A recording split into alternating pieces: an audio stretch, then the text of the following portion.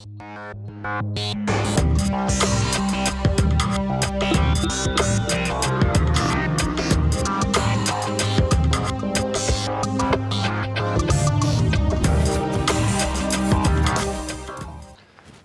we spent the last classes speaking about the connection between the written law of the Torah and the oral law.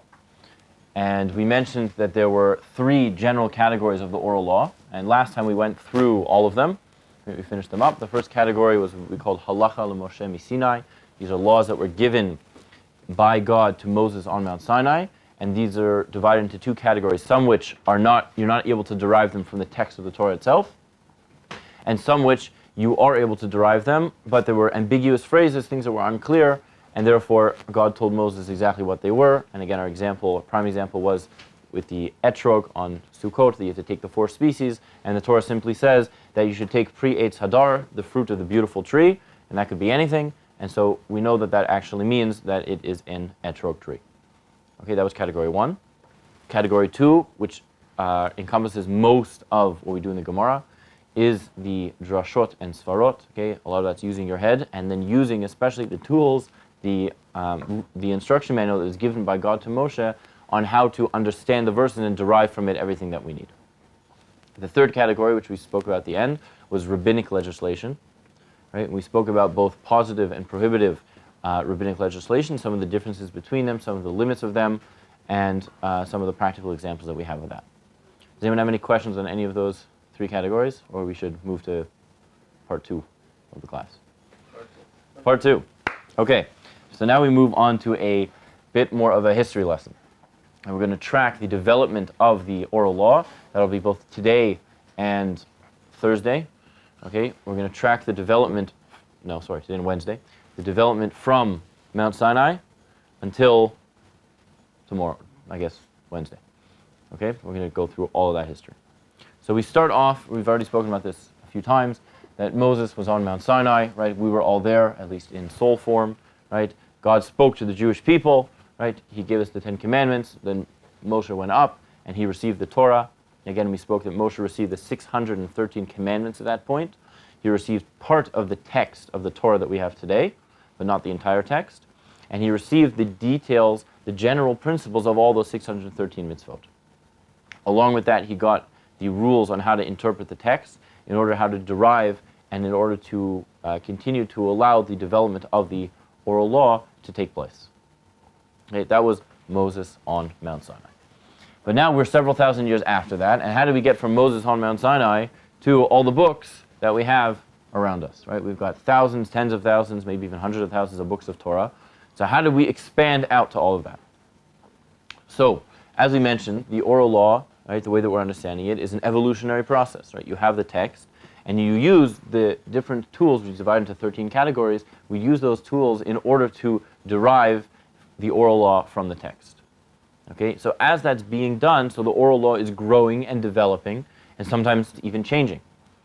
So that's a process that was taking place, again, between rabbi to student in different institutions, such as yeshivot, okay, or at least the form of yeshivot that they had in those days, okay, over a period of several thousands of years. Okay, that's taking place here, right here in Israel. Okay, so they're going through, we're developing the oral law, new cases are coming up, right, new social situations, and we're applying the principles to these new cases. And we mentioned that one of the things about the oral law is that it was always transmitted through a specific chain. And the first place we see this chain actually is written down somewhere is in Pirkei Avot, in the Ethics of the Fathers, the very beginning. We start off, Moshe kibel Torah miSinai, that Moshe received the Torah from Mount Sinai, right? Really from God on Mount Sinai. Here's the question is why it says miSinai instead of from Hashem. That's for another time. Umesara liYoshua, and he transmitted all that information to Yehoshua. V'Yoshua l'Zakenim, and Yeshua transmitted to the elders. Okay. U'Zakenim l'Nevim, and the elders transmitted to the prophets. Okay, some of the prophets we're more familiar with, right? Isaiah, right? Jeremiah, right? There's some of the prophets we might know a bit better. U'Nevim masru la'anshe Knesset HaGadola, and the prophets transmitted it to the Anshe Knesset HaGadola, the men of the great assembly. Now this was a body of the Jewish people that really formed after the return from the first exile. Right? We know the Babylonians came and destroy the first temple and exile the Jewish people, and we were carted off to modern-day Iran, Iraq, right? Not the best neighborhood for nice Jewish people. Okay, so we were over there, and we weren't there for too long, but that's during the period when the story of Purim, the Megillah with Esther and Mordechai takes place. And then we were returned back to the land of Israel, and when we returned back to the land of Israel, we build the temple again, we build a second temple, and the sort of body of government that was in charge was called the Anshe Knesset Gedolah, the men of the Great Assembly. How many people were in that Great Assembly? 700. How many? 70. 70. That's the Sanhedrin, the High Court. More than that? 200. 200? Too high? Somewhere in the middle? 150. 150? No. 100, 120. Right? 120. Now, who knows, in a more modern example, what is a body that has 120 members of it? Knesset. Knesset. So the Knesset, right, the Israeli government is patterned after the Anshe Knesset HaGedolah, and just like the Anshe Knesset HaGedolah had 120 members, so the Knesset also, they paralleled it to sort of, bring a remembrance of Jewish history, so they also paralleled it to be 120 members as well. Okay? So that was the communal institutions here. So that was the next chain in the transmission. Okay? And then in Pirkei Avot, it goes through the different leaders of the Jewish people for the next few generations as to who was in charge of really transmitting all the information and being in charge and making sure that everything was being passed on from father to son, from rabbi to student, throughout the Jewish people. Okay, all of this is taking place in an oral fashion. Things are not being written down. Again, people sometimes took notes, but it was done in an oral fashion. And the way that it used to be taught was you would open up your Torah, you would read a verse, and then the rabbi would explain to you everything that you could derive from that verse. So he would use the 13 different tools and tell you all the different permutations and how you could use them, everything that people had come up with up to then. And he would say, here's the first verse in the Torah, God created the world, and now it's everything we can learn from that. And now the second verse, all we can learn from that. And the third verse, all we can learn from that, and go through the Torah. Now what's the disadvantage of that system? Over time, you might lose some of the information. Okay, good, right? Over time you might lose what you learned from the beginning. Yep. The information may change. If I tell you a story, then you tell Pastor's story, and you tell the Andre's story, somewhere down the line, the story's going to get changed somehow. Okay, that's a different problem. We're gonna speak about that shortly, but that's a problem with the transmission. But we're assuming that we have an institution that's able to ensure that the transmission remains accurate, right? But why would I not want to teach somebody, if I'm an educator, which I am, why would I not want to teach somebody the first verse of the Torah, this is everything you learn from it. The second verse, this is everything you learn from it. Why is that not a good way of conveying the information? Because we see in the Gemara that different pastics from different portions of the Tanakh relate to each other. Exactly. You Right. need an overall picture of the Torah as a whole before you can delineate the individual. Okay, good. So you're saying two different things, right? What you're saying is that I need to have a general overview before I can go into the specifics. All right, that's definitely very true, right? But what you're saying is that, let's say I want to learn about Shabbat, right? So the first time Shabbat appears in the Torah, right, in the creation, okay, so I can get all the things I can derive from that verse that talks about Shabbat. But there's many other places in the Torah that talks about Shabbat, right? And in order to get a complete picture of Shabbat, I need to see all those verses. So if I learn today, from the first time it says Shabbat in the Torah, all the things I derive from there, I'm going to have a very small picture of what Shabbat really is. And it's going to take me a very long time to get to the next place where it mentions Shabbat. So in terms of learning about a topic, it's not so efficient. Right? It's very good that now I can open up the Torah and I can tell you everything that's derived from this verse, but it might be little pieces of 10 different mitzvahs are derived from this one verse, but I don't really know anything about each one of those specific mitzvahs. Right? I can't start keeping those mitzvahs until I've seen all those verses, and that could take many months, years, even decades just to go through the whole thing. So the person who came along and revolutionized the whole educational system was Rabbi Akiva. Right? That's what Rabbi Akiva is really famous for. Okay? Rabbi Akiva is probably one of the best known of the rabbis of the Tanaic period. Okay? And he's best known for what he did is that he changed the educational system that they now learn topically. So instead of going verse by verse, he would say, now we're having a class on Shabbat. Now we're going to have a class about tefillin. Now we're going to have a class about prayer. Right? And he would learn all about the topics, and he would take all the information together and give a class similar to like we have today. Right? We have a class in halacha. We learn specific topics. We learn about kashrut, separating milk and meat. So instead of finding the 3 places in the Torah it talks about not boiling a kid in its mother's milk, so we have them all together in one class, and therefore you can get all the information in one place. So it's much more efficient to do that. So that was Rabbi Akiva's educational revolution, which to us seems very simple because that's how we educate today, but that wasn't so simple back then. Okay? So now we're going through these periods. Okay, we've gotten through the Anshe Knesset Gadol, the men of the Great Assembly. Okay, and then we have the destruction of the temple. Okay, the second temple. The second temple is destroyed. Okay, and the Jewish world basically goes into chaos. Right? We've all been centered around the temple. The temple service takes up a significant portion of the daily lives of the Jewish people. Right? The religion is very much a temple-oriented religion, and now that's been taken from us. Okay? Furthermore, a lot of people get exiled. Not everybody. A lot of people are still here in Israel. But a lot of people have been exiled to different places. Many of them, again, go back east to the Iran-Iraq area. Okay? Some people spread out throughout the Roman Empire. Some people spread out a little bit throughout northern Africa. Egypt, Alexandria had a very large community. And people start spreading out, and we're no longer centralized within this very small country that we have. Okay, so that's a big problem when your main method of transmitting the religion is you have a small book, because the Torah is quite a small book, and most of it is based on this oral tradition that's not written down. So things began to start being written down, and the person who really is the focus of this period, okay, his name is Rabbi, okay, Rabbi Yehuda Hanasi, right, Rabbi Judah the Prince, okay, which we call him, colloquially, we just call him Rabbi. So he marks the end of the Tanaic period, which starts from the men of the Great Assembly and ends with him. Okay, and what he did is he went around, right? I don't know if he actually personally went around or he just sent letters, and he sent to all the different institutions of learning throughout the Jewish world, not just in Israel, and he said basically, send me your curriculum.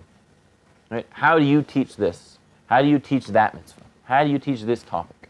Right? And send me all the different teachings that you have. So Rebbe compiled all of these together, and he would choose which one he felt was the most concise, the most accurate, and the best way of conveying the information in the smallest way possible. And Rebbe created the work which we call the Mishnah. Okay? So the Mishnah is really taking all the different teachings that we had around at the time, the Tanaic period, which is several hundred years long, and putting them together in one consistent work which will have all of the information you need in it, and it will be taught in the best way. Okay? Now, the Mishnah... Yeah, your question? Sorry to interrupt, but I don't know. So, Rebbe, he wasn't like on the level of Moshe, no, or like someone right. with divine inspiration. So, when we're saying that it was his personal decision to compile the Mishnayos, or the Mishnahs rather, right. Isn't it possible he could have, if he was looking for the concise and made decisions on what to include and what not to include, isn't it possible there could have been something lost? Okay. Okay, good. So, first of all, he didn't do it himself. It wasn't a one-man show. Right? He had a committee of all the top rabbis of the whole generation. We're getting together and working on it. He was just the head redactor, basically. Okay, but we're going to speak about things that were left outside. Okay, we're going to speak about that in a second. Okay. How long after the destruction of the temple did this take place? So this is taking place in around the year 200, 250 of the Common Era. The temple was destroyed in 70. So 150 years later. So nobody had thought of, hey, before everybody scatters, maybe we should write some stuff down? Well, we didn't know we were being scattered, right? It's just sort of, it happened, right? Also remember, we're going to see tomorrow on our trip, we had the Bar Kokhba rebellion, right? There was the Romans were here, the Greeks were here, then the Romans were here, then we had a rebellion, we thought we were coming back, right? So it wasn't so clear. Again, the previous exile wasn't so long. So nobody thought that this exile was going to be the 2,000 years that it was, right? We're still in the exile, and we're almost 2,000 years later, right? So people didn't think at the time it was going to be such a short exile, right? And you actually see that in certain places, that you see that they thought that they were coming right back. Again, not within a week, but within 50 years, 100 years, 150 years, people thought they were coming back. Once you got to the year 250, people start seeing we're not coming back so quickly. And now we have to see what are we going to do, because the system's falling apart. When everyone's centralized in Israel and we're trying to transmit information, it's very easy. It's very easy to have a centralized educational system. When everyone's spread out in different places and communication isn't always so great, so it's much more difficult to do that. And that's why Rebbe tries to make a unified curriculum that everybody's going to teach. Okay? Now again, this wasn't actually written down. Right? According to most opinions, this was still taught orally. It wasn't written down formally yet. But everybody would learn from Rebbe's committee, and that's how they would teach throughout. No matter where you were in the Jewish world, they would teach this. But, as was pointed out, maybe there were some things that Rebbe didn't include, that were left out. Okay? So we have a name for that, okay? And that's called a baraita, okay? A baraita, literally in Aramaic, means something that's external. So it means a source from the Tanaic period, the same time period, but it was not included in the Mishnah. Okay? Sometimes it was not included in the Mishnah because Rabbi had a version of teaching this specific case that he thought was better. And sometimes it might have not been included because Rabbi didn't necessarily have access to that source. Okay? So that's all the material that comes from the same time period but not included in the Mishnah is called a baraita. And as you see in the Gemara, we bring these up all the time. Right? We learned in Sukkah, right? The first thing you have is Tanu Rabbanan, right? The very first thing in our Mishnah introduces a baraita, a Tanaic source, which is not included in the Mishnah. Okay? So we bring them in all the time. So what's the source of these braitas? The braitas, they're material that was from the same time period. You have them from the same time period. The people who put together the Gemara, they had access to all these sources. So I mean, is there like, famous sources of braitas that Good. aren't included in the Mishnah? Good, yeah, very good. There's one set, it's really two sections, called a Tosefta, which means like an addition. Okay, you might have heard of Tosfot. He's a commentator. Well, he's not really. It's a school of commentaries on the Gemara. There's something much earlier called the Tosefta, which appears at the back of all the Gemaras, which are certain braitas, okay, which were added to the Mishnah as like an addendum by somebody named Rabbi Chia, who was Rabbi Huda Nasi wrote the Mishnah. He was his student. And the Toseftas are seen as more authoritative because what happened was Rabbi compiled the Mishnah, starts teaching everybody, and Rabbi Chia comes and says, well, hold on a second. Some things that you put in the Mishnah are not so clear. We need a bit more information. So how about I have this Tosefta, why don't we add this in? So a Tosefta is considered more authoritative than just any other Braita, any other source in the Tanaic period, because the Toseftas were shown to Rebbe himself, and he approved of putting them in this sort of addendum to the Mishnah itself. Now, not all Toseftas are like that, but very often they are. And the Gemara will sometimes bring in a Tosefta or a Braita and throw it out and say, oh, wait a second, you want to bring in a source that contradicts a Mishnah, but that's not one of the ones from Rabbi Chia's list. So that one we don't have to worry about. Right? It's not an authoritative source. If it comes from Rabbi Chia's list, so then we say, well, wait a second, Rabbi Chia showed this Braita, this Tosefta, he showed it to the author of the Mishnah, and he approved of it being put in the addendum. Now we have to try to figure out why is there a contradiction, how can we resolve it? Okay? Now when Rebbe's writing down the Mishnah, he's trying to preserve as much as he can of the original method of transmitting the Torah. Okay? So if you read through the Mishnah is very short. I have an entire Mishnah right here. This is the entire Mishnah. Okay? With lots of spaces between the words. Okay? This is the whole thing. That's it. These two books have the whole 6 sections of the Mishnah in it. Okay? Not a particularly big work. So a lot of the Mishnah is very concise, right? It's very case-specific, and sometimes it's very difficult and cryptic to understand what the Mishnah is talking about. In fact, the Mishnah sometimes does some things which you might think are crazy. That the Gemara will approach the Mishnah and say, the Mishnah you thought was talking about this, but really the Mishnah is actually missing a phrase in the middle that completely changes what it's really talking about. So the question is, well, wait a second, the Gemara is just conveniently telling me that the Mishnah means what it doesn't mean, and we're adding in words because we just feel like it? So the answer is no. When Rebbe wrote the Mishnah, he wrote it specifically in a cryptic way. So even if you had a copy of the Mishnah, to truly understand it, you still need to have a teacher explain it to you. So while it didn't transform the oral law into a completely written form or completely set form, it basically gave an outline, and then in order to understand that outline, you still required a teacher, right? Because again, as we spoke about in the first class, one of the advantages of an oral law is to have a teacher who's able to make sure that you understand the information correctly and is able to adapt it to your level of understanding. So the Gemara is basically the Mishnah of the Mishnah. Correct. Right? We're going to get to the Gemara in a second. Okay?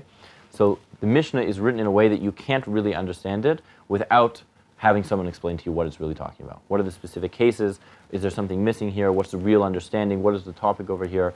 And how to figure all that out in the Mishnah, you need someone to explain it to you. On top of the fact that if you see the different Mishnahs, sometimes you have two Mishnahs which completely contradict each other. Right? So Rebbe was very smart, and he had a very smart committee. And he knew that he's writing two Mishnahs that contradict each other. So why did he do that? Because if I write it in this way, so the attentive student will look and say, wait, this Mishnah says you're obligated to do it. This Mishnah says you're not allowed to do it. Let's put our heads together, figure it out, and we'll find the subtlety of difference between the two, and therefore we'll learn the underlying principles behind both. Okay, so we learn from the different cases and try to find the difference between them. Why does Mishnah 1 say you're not allowed to do something? Why does Mishnah 2 say you are allowed to do something? and other such contradictions. And again, you need to have a rabbi explain to you and to confirm with you what you think you figured out, so that's what you need a rabbi to do for you. Okay? So as we go through the Mishnah is divided up into 6 sections, okay, which again are organized basically by topic. Okay, the first section is called Zeraim, which means seeds, okay, which deals with all of the mitzvahs which are dependent on the land of Israel. Okay? The second section is called Moed, which deals with the holidays, okay, including Shabbat. Okay, all the holidays are mentioned there, right? Pesach has a, right? Megillah, even for Purim, has one. Okay, so all the holidays are mentioned in the second section. Okay, the third section is Nashim, right? It speaks about women, which is marriage and divorce law. And a few other things are there as well. Okay, then we have Nizikin, which is damages. So that's for all your lawyers, right? That's what you guys like.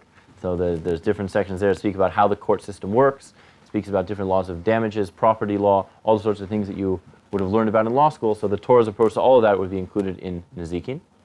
Then we have Kodshim, which speaks about the sacrificial service. And the final section is called Taharos, which speaks about the laws of purity and impurity. So as you can imagine, a lot of those sections don't necessarily apply. Okay, so now we move on to the next period. We move on to the Gemara. Anyone have any questions about the Mishnah or anything about that period? No? Okay, so we move on to the Gemara. Okay, as we just saw, the Mishnah was written in a way that you still need a teacher. And as time went on, they saw that this system also wasn't working. Okay, we're still having a breakdown in society, right? The breakdown in communication, breakdown in education, it's not working. So we need to now do something a little bit more formal.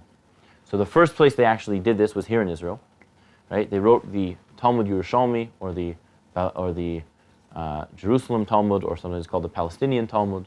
Okay, that was written. We don't learn it very much today, but that was written basically to explain the Mishnah. Okay, that was written in about the year 350 of the Common Era. Okay, a little bit after that, closer to the year 500, was the Babylonian Talmud, the Bavli, and that's what we learn today.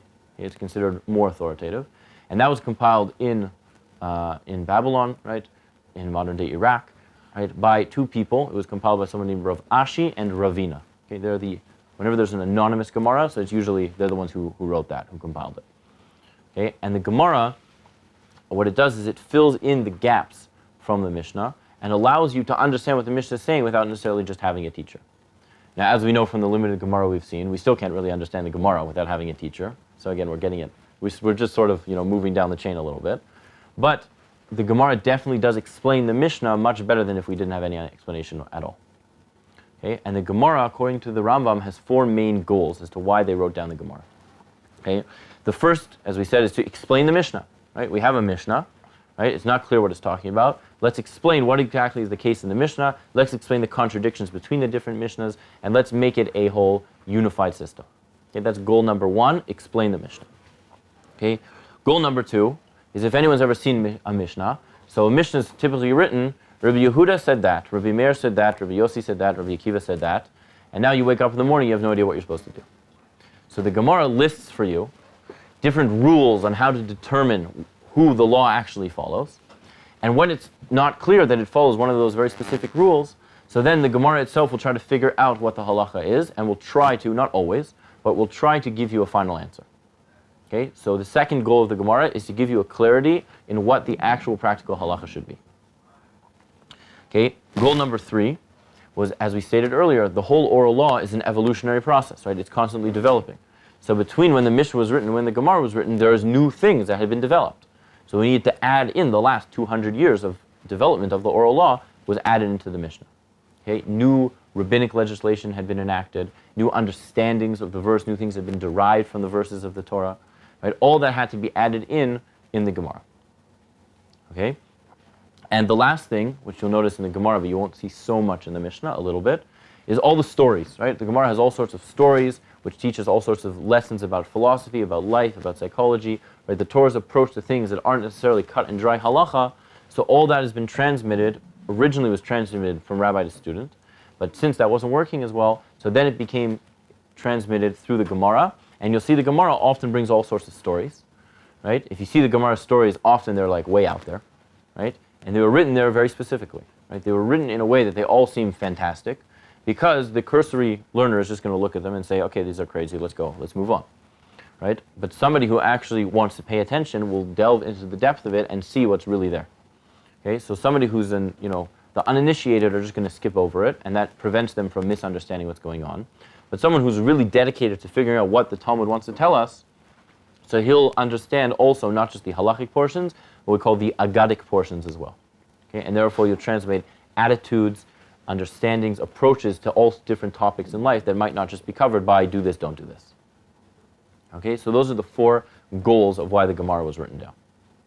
Okay, now that we have the Gemara was actually written. Okay, unlike the Mishnah, which wasn't, well, according to most opinions, wasn't actually written down. The Gemara was actually written down. Okay, so we now have a text of Gemara explaining the Mishnah. Yeah. What do you mean the Mishnah wasn't written down? It wasn't written down. It was still transmitted in an oral form. It was given a set text. It was transmitted into an oral form. And when they wrote down the Gemara, then they wrote down the Mishnah with it as well. Oh, so Meaning people wouldn't have books. You wouldn't well, they didn't have books then, but. So even when Rabbi Yehuda Nasi compiled it, it still Right. wasn't written then? Exactly. They didn't necessarily write it down and give everybody a copy of the manuscript.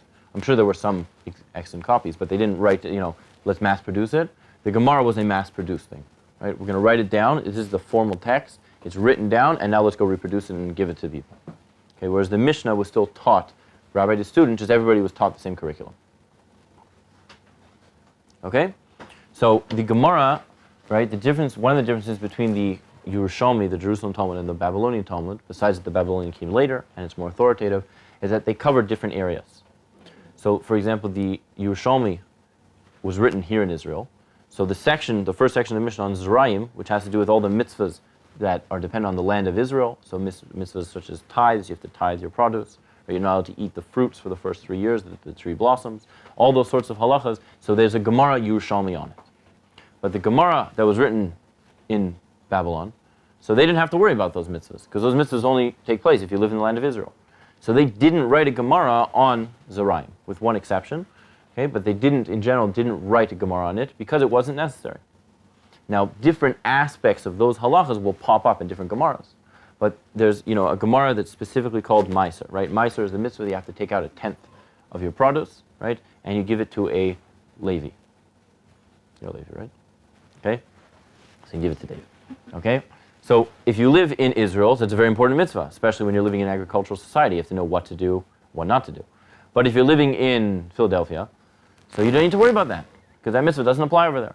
So the people who wrote the Gemara here, they made a whole, what we call a tractate or a masechta of Gemara on this topic, whereas the people who lived in Bavel, they didn't need to do that. So it came up here and there in different discussions, but they didn't have a set Gemara just on that topic. Okay, the other areas they also didn't need to speak about would have been, what else wouldn't we need a Gemara on? Sacrifice.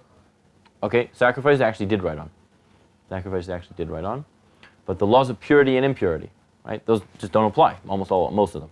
And again, there's always exceptions, right? But those basically don't apply. So there's also no Gemara on those sections, because we don't need one. It comes up, again, here and there. But you have all sorts of different laws of purity, impurity, right? We spoke about the red heifer on Shabbos, right? There's a whole masechta called para, right? The cow, which speaks about this mitzvah, right? It actually has a lot of mishnayos in it. But there's no Gemara on it. Why? Because it doesn't apply to us right now. Okay? So if you want to know about it, you have to go through the Gemara and sort of go back and forth and find different parts of it. But there's no Gemara, Babylonian Gemara, about it because it simply doesn't apply to us. Okay? But nevertheless, the Gemara is quite big. Right? If you do the Daf Yomi, you do a page a day, it takes about 7.5 years. Okay? So it's pretty long. Right? And the Gemara does cover most of the aspects of daily life. So all the holidays, right? All the laws about marriage and divorce, the laws about damages, right? The laws about sacrifices also. All of that has a Gemara on it. Okay? And the Gemara does those 4 goals that we mentioned earlier. Okay? So that's our Gemara. Any questions about the Gemara? I have a question. Yeah. Was it the original intent of Moses to just tell the rabbis, like, here is exactly what you need to know, or teach it as the way we do now, where they would read it, they would interpret it, and then he would correct? Not sure. That's a good question. I'm not sure if they came up with something and then confirmed with him, or whether he was giving the information. I'm not sure. It's a very good question. Because I know, obviously there were pros and cons, thoughts against writing Right. down the oral law, but when they finally decided it's done, Right. moved past that, is there a thought process on it should now only be taught that way, where you read it, interpret, and then confirm with a rabbi, versus a rabbi just sitting down and telling you? Right. So today we tend to do both with the Gemara. When Moshe taught, so the Rambam describes, Maimonides describes that when Moshe taught, so he would teach the people, right, and they would review amongst themselves. But it's not clear what exactly he was teaching. Meaning he had the 613 mitzvahs and he had the general principles, so that he was teaching. But in terms of actually going into the text and deriving from the text all of the oral law, I don't think that's what he was teaching. So I think that, I'm not sure how that would have worked. Certainly the halachas, right, these are the mitzvahs, right, remember, imagine you're sitting at Mount Sinai, right, you have no idea what you're supposed to do right now. So Moshe's got to come down and tell you, there's this thing called tefillin, a thing called a mezuzah, this is kosher food, don't eat this, don't eat that, eat this, you got Shabbat. Right, so he's got to tell you about all of that information. So that's just this is what you do, this is what you don't do. But in terms of deriving from the text, so Moshe definitely did some of that, and the people were definitely doing some of that, but how that was taught, I'm not sure. That's a good question. And then also, they didn't write down a lot of the laws that apply to like the temple, because we don't have a temple. Right. When we get a new temple, we don't have those laws. Is the idea that the Messiah would teach us these laws? Good question. So we have on the Mishnah, and a lot of it, it's just not concentrated in one place. If you go back and forth in different places within the Gemara, you can sort of piece together what you need. So it is there, it's just not all concentrated in one area. So for example, somebody within the last 100 years actually wrote a book on the practical laws of what would happen if the temple was built tomorrow, how are we supposed to actually run the place.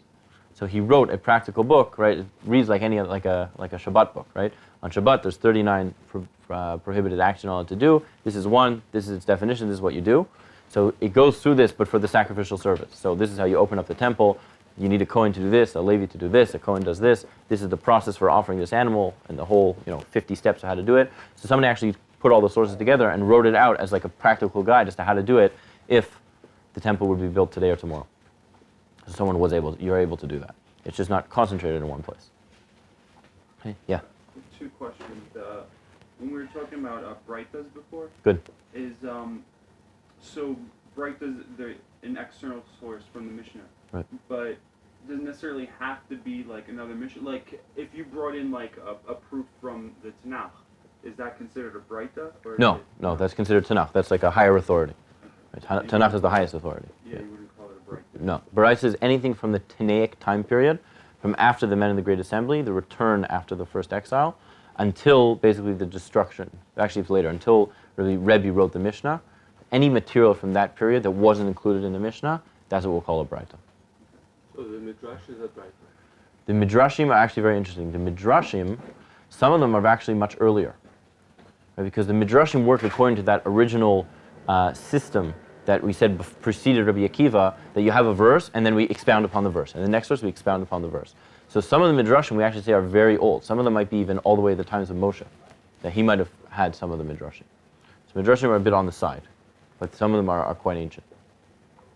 The second question, I guess, is why was the Yerushalayim Gemara never, didn't catch on, or why wasn't it? So it caught on at the time, but the later authority of the Babylonian Talmud took precedence.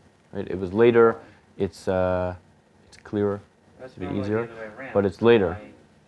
So that's true. So we'll speak about this a little bit next time, when we get into the practical halachas of today. But there's two opposing systems on how to determine how the law goes. We have rabbi versus student. Rabbi always wins, right? Because you figure, right, if you're going to ask the rabbi a question, you're going to ask the rabbi student, who would you rather rely on? Right? But we also have another principle that the later generation has more information and may even be more in touch with the scenario than an earlier generation. And therefore, the later generation takes precedence over the earlier generation. So now we have a problem. Because the rabbi is the older generation, he's supposed to win, but then we just said the later generation has to win. So there was a demarcation point where we switched that. We originally said rabbi versus student, rabbi always wins. And again, even in practical cases today, we still technically would do that.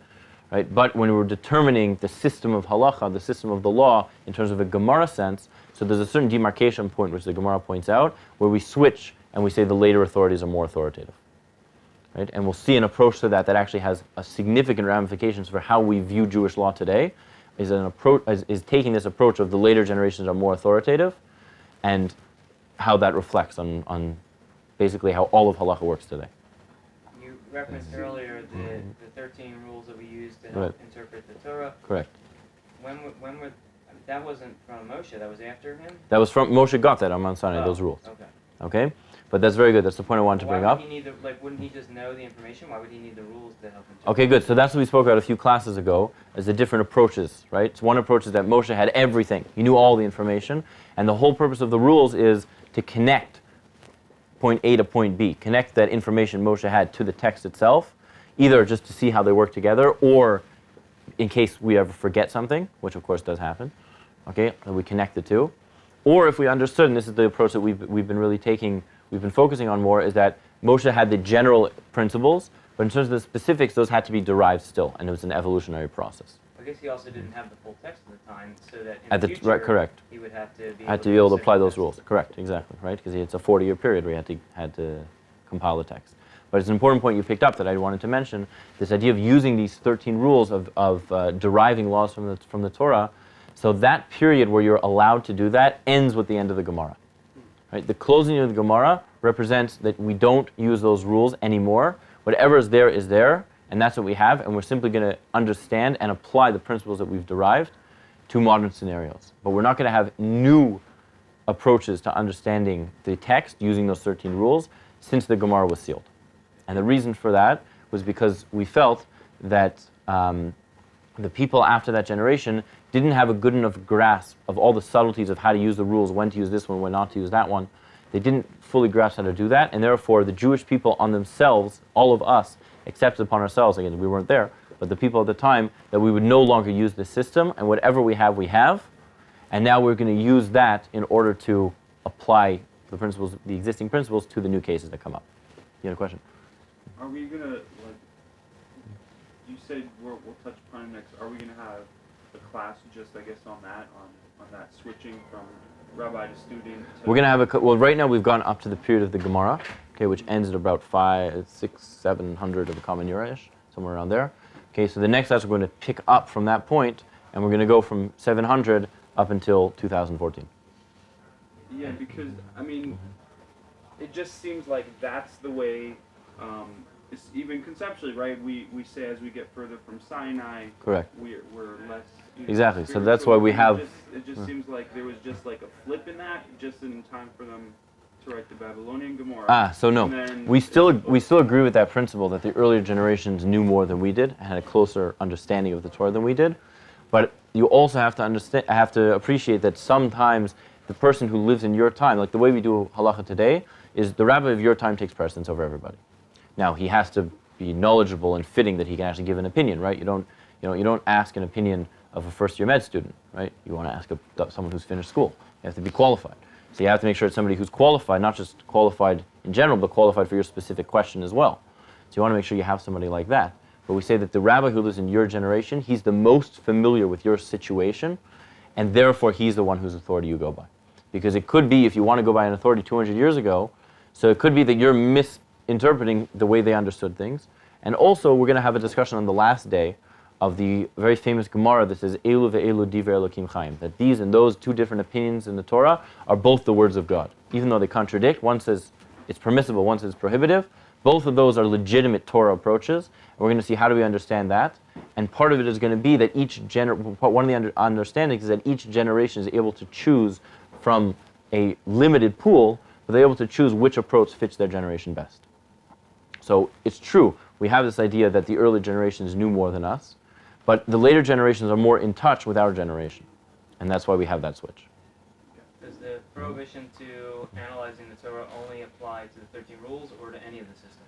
All the systems? Which other systems? Well, I think you said that was one of the methods that we use. In terms of deriving from the text, deriving new oral law, so that we can't do anymore. All we can do is we can take the principles that we already have from the Gemara and then apply those principles to modern cases. Okay? So on Wednesday we'll pick up from the year 700 and we'll quickly go through the next millennia and a half. All right.